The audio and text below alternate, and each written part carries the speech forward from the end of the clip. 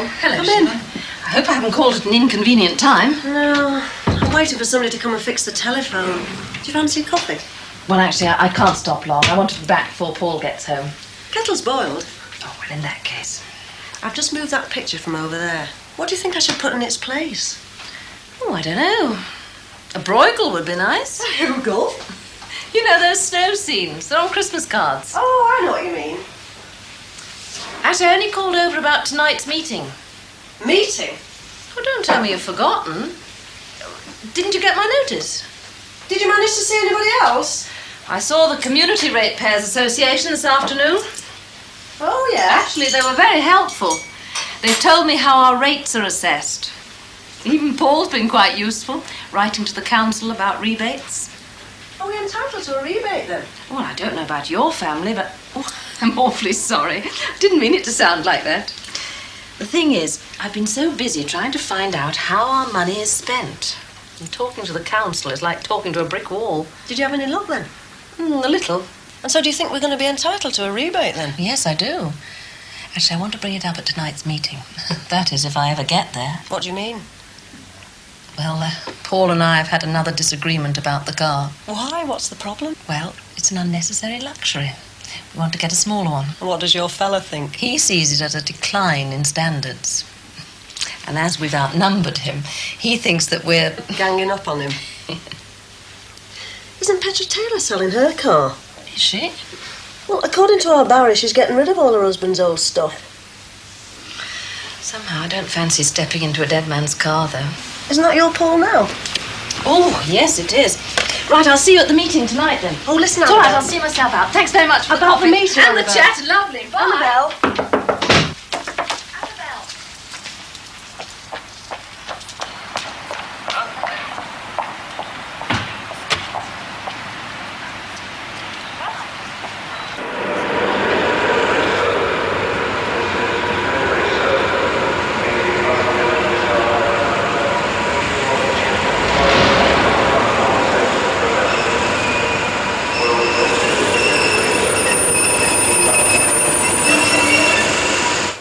Fantastic news. Well, now, don't go building up your hopes, Anna. It's only a recall, not an actual job. Universal Fuels Research must be quite a large company. Well, they're always advertising for jobs. And the fact that you've been called back, well, that's something in itself, surely. Well, I'm not going to get myself worked up until I've received a letter asking me to start work. Paul, about what happened earlier. Oh, that? Just wanted to say I was sorry for the way I spoke to you this morning. Oh, not to worry. No harm done. Well, that's not the point. The thing is, after you left, I sat down and I thought. And it occurred to me that I had been thinking that I'm right and you're... Wrong. Well, no, not exactly. Different. And I also thought that I'd been indulging myself in a mountain of self-righteousness. It's a bit of a mouthful, isn't it? Been reading Guardian Women again, have you? We can't help blaming you. It wasn't my fault I lost my job. Old age just isn't fashionable. Influx of youth, ready, willing and able to take over the jobs at half the price. We'll be all right though, won't we? Of course we will. Dinner won't be long. I'll tell you something else. If I do get this job, there are going to be a lot of changes around here. Starting with you. Oh, so you don't like me the way I am? No, I don't. Oh. Well, for a start, you can get yourself some new clothes. We can't afford them. There you go again. Harping on about what we can and can't afford. Hello. Damon, don't throw your coat down there, love. I've just cleaned up in here. Hang it up. Where have you been till now? Duxies, why? No reason, I just wondered. Wonder what I should put up there. Perhaps I could move the other one across. What did you do at school today? What? I mean, what did you get up to in school? Oh, the usual. Double French, maths and RA. Oh, yeah. Here's my school report. Do you know, I ate that father quite. What? Because he's always gone on about the love of God and how we should understand each other and use compassion in that. Well, what's wrong with that? Oh, nothing. But he's the first to send you out for the strap if he catches you talking.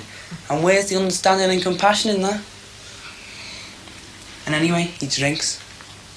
How do you know? Oh, you can tell by the way he rambles on and his eyes go all screwed up and he slurs his words. Besides that, you can smell it on his breath. Oh, all right. That's enough of that, thank you very much. I wish they'd take you off these daily reports, Damon. Makes me feel they don't trust me enough to send you. Hey, Mum. What? How come people even bother going to school? How do you mean? Well, there's thousands of kids leaving school every year, isn't there? Yeah. Well, And? most of them go straight from school onto the dole, don't they? Well, not all of them. And the ones that work hard, get up early and go to school and never have a day off and do all their exams and everything, well, even they can't get jobs. So what chance is there for us? Like who, for instance? Well, like the Collinses. You've used up most of the weekly budget buying the turf. Of course, if we could sell the car, but I know how you feel about that. Oh, do you? I do. And I do understand. But you know, we could manage with a much smaller car. But we only use it to take Lucy and Gordon to the school. I've already made up my mind about the car. I know you have. And I've come to the conclusion that you could be right. Why didn't you say so earlier? Because quite simply, I didn't want to be bullied into it. Ooh, you stubborn thing. I'm not stubborn. It's my decision. I'm the boss of this household. Leadership from the top, eh? Hasn't been much of that lately, though, has there? That with Lucy and Gordon sneaking out all hours of the night, God knows where. And all three of you demanding that I sell the car. I do have some sense of what's right and what's wrong for this family, you know. And I just don't want to jump into something and live to regret it later on. Haven't decided to sell without giving it some thought, you know. So, as I said before, no harm done. And I do want to see you being treated properly and not neglecting yourself. Oh, what's that supposed to mean? Well, when was the last time you bought yourself a new dress? I don't know, I can't remember. Precisely. Since it's your birthday tomorrow, I think we should go into town and treat you to a new wardrobe. Have you been drinking? Yes, I have. Oh, I see. And that's got nothing to do with it. We haven't let ourselves go for a long time, so come on. Make a few wishes. Why? Because I intend to grant them. Oh. And I don't know anyone round here that's got a job for ages. And it's not going to get any better.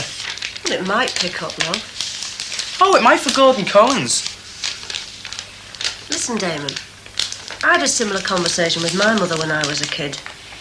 And I'm going to tell you what she told me. And I've never had better advice. There's nobody out there better than you. Nobody. So if you want something, just go out and get it. And don't go worrying about the Gordon Collinses of this world. Just put yourself first. Oh, I'm not jealous of him or anything. I wouldn't swap places with him if you paid me. Go on. Make your mother a cup of tea.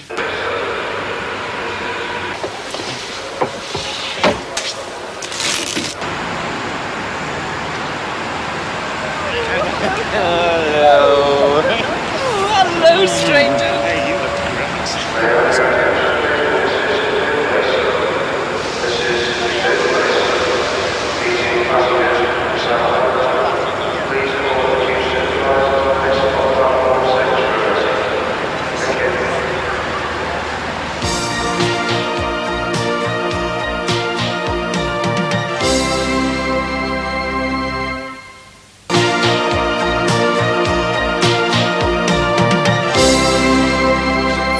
Bacon crisp, please. 12, please. Yeah, do one.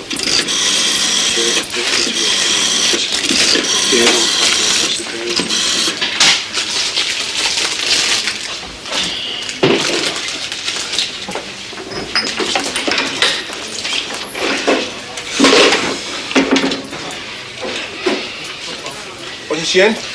Don't know, Jonah. Our bloody phone's still out of order. Never mind, you see you when I get back there. No, that's what I'm ringing about. I've got a meeting in half an hour. I'm at the local branch office. Gotta figure all about it, you know. Oh, what's that about? It's just an ordinary branch meeting, lad, but it's important. Listen, how'd you go on with the union now you've been made a foreman? No problem. Just transfer to the staff section. Will you still be active, like? Don't know. Have to see what they're like, won't I? Try and get my feet under the table first. Did you cross the picket line? How do you mean? When we were on strike last year, the staff carried on working. Yeah, well, let's hope it's a problem we've never got to face again, eh? Do you fancy another one? No, thanks. I'll have to get going. You can do me a favour, though, Joan, if you will. Call in and see Sheila on your way home. Tell her I'm going to be a bit late. Sound, yeah? Sure you don't mind, lad? Mind? Alone with the lovely Sheila? Hey, listen. Okay. All right. I'll have to get going. Just tell her I'll see you later on. Yeah. See you tomorrow, Joan. See you, Bob. Ta-ra.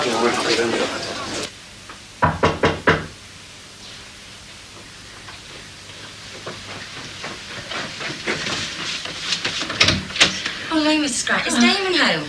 Come in, love. Do you mind coming through? I've left some fat on. Oh, thanks. No, not at all. Our Damon isn't in, as a matter of fact. He's just nipped to the shop. What was it, love? Oh, nothing really. It's just that he said he'd give me a hand washing, Alan spoke, but if he's not at home... Well, it won't be long. Why don't you sit down and wait for him? Oh, thanks. You don't mind if I carry on with these, though, do you? No. I've got to get these chips on for the kids' tea. Bobby and I are going out tonight. Is there anything I can do? No, you're all right. So are you settling in? Fine, though I don't actually live here permanently. It's Alan's house. Oh, so you're not married? No, I've got too much to think about before I start getting married. Although Alan would like us to. You're not fussed? Well, I am, but it's not at the moment. See, the job I'm in is really expanding. I'd be stupid to give it all up for marriage. Does that sound a bit selfish? No. No, love. I mean, industry isn't exactly expanding at the moment. You may as well take whatever chances you can get. Yes. What line are you in, then? Computers. Computer programming? No, I demonstrate new computer systems, and it's doing really well despite the recession. Well, I'm not surprised, love, when it's taking other people's jobs. Not really. It doesn't actually replace people. Just organises systems and streamlines production a bit more, that's all. And by streamlining production, do you mean getting rid of waste? Well, I suppose you could say that. Like people?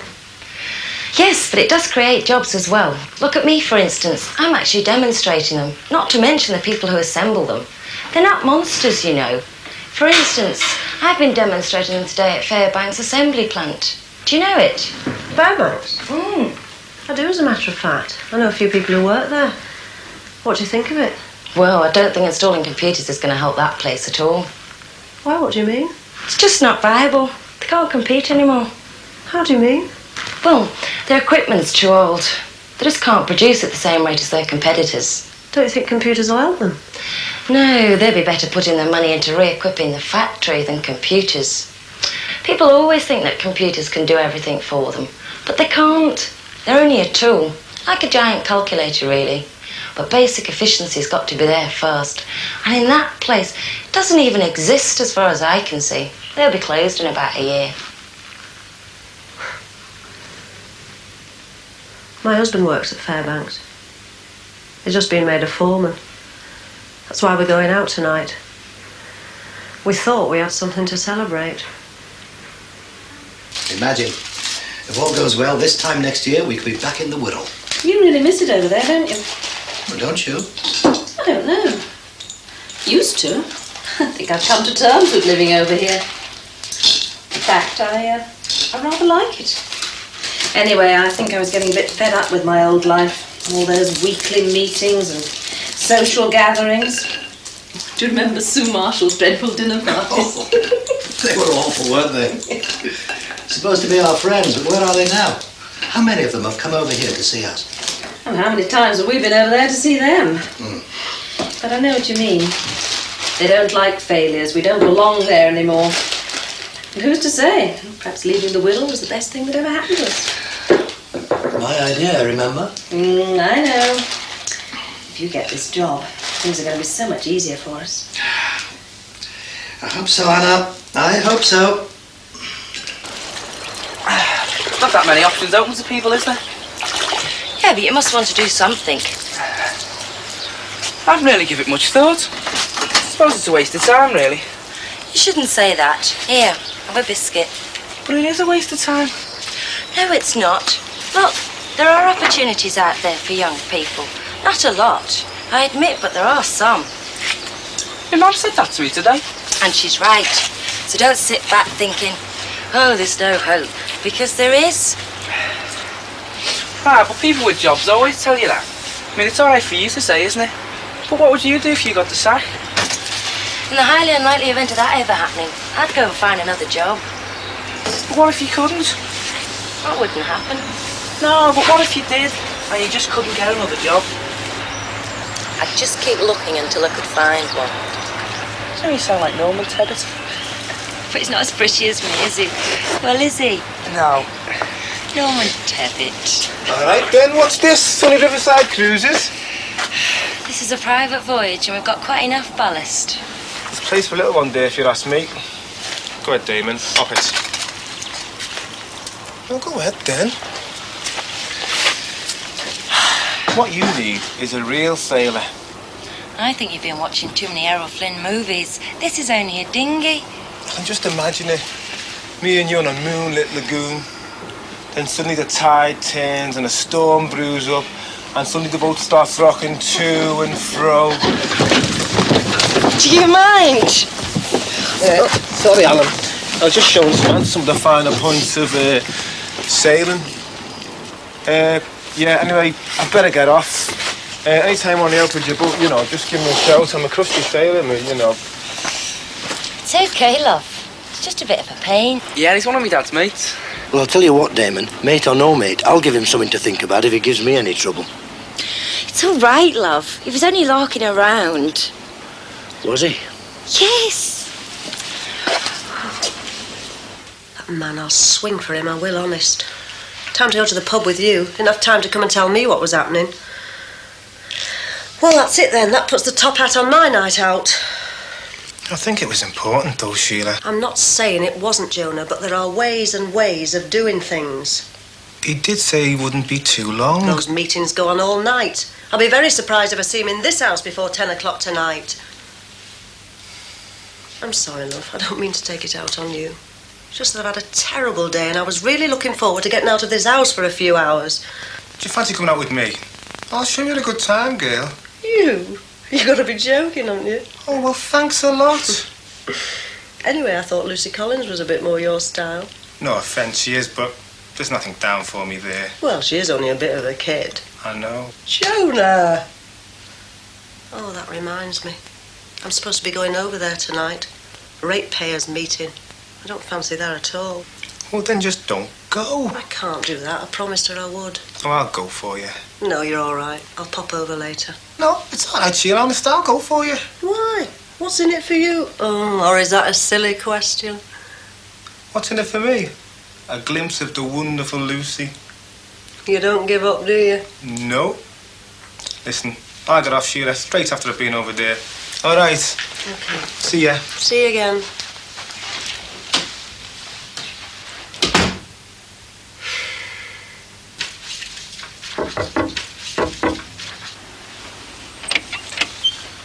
Yes? Sheila, sorry, Mrs. Grant, she sent me over to tell your missus that she can't go to the meeting tonight. Oh, really? Yeah. Well, thank you very much. I haven't told you why yet. Oh, well, don't you think you better had? I will if you give me a chance. She's got a headache. Oh, how sad. Now, if you don't mind... Oh, well, thanks very much for your time. Dead neighbourly, like. Good evening. Which one was it? March the 29th. Wasn't that Sheila Grant at the door? No, she's not coming. Headache or something. Well, never mind. Roger and I can carry on with the meeting. Well, actually, Annabelle, I really can't see any point in having a meeting at all, especially if there's only going to be two of us here. Don't see why not. And besides which, I've had a rather tiring journey back from Birmingham, so if it's just going to be us at your meeting, I may as well go home. My meeting? I thought it was for all of us. I thought we were all concerned about the rates. Well, I am concerned about it, but there's very little two of us can do, or even talk about for that matter. I happen to disagree. I think there's a lot we can do. If we want value for money, we've got to stick together and fight for it. Yes, well, I'm sorry, Annabelle, but I'm very tired and I really haven't got a fight in me. Well, I have. And you're quite right, Roger. If everyone's weak and apathetic, there isn't any point in bothering. But I intend to go on.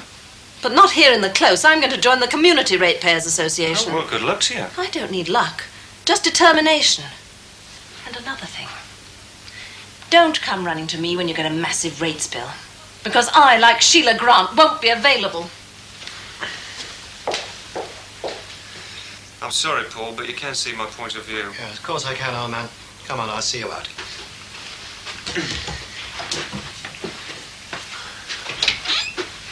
Come on. Never mind, Anna. Not the end of the world. Look at all that effort. Just wasted.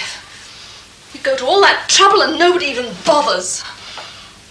I was looking forward to that meeting. It wasn't just about the rates. I was looking forward to having a chat.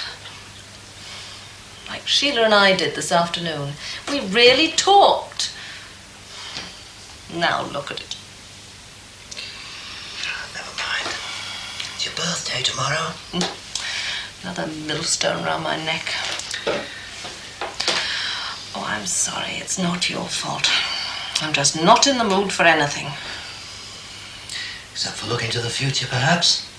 And selling the car?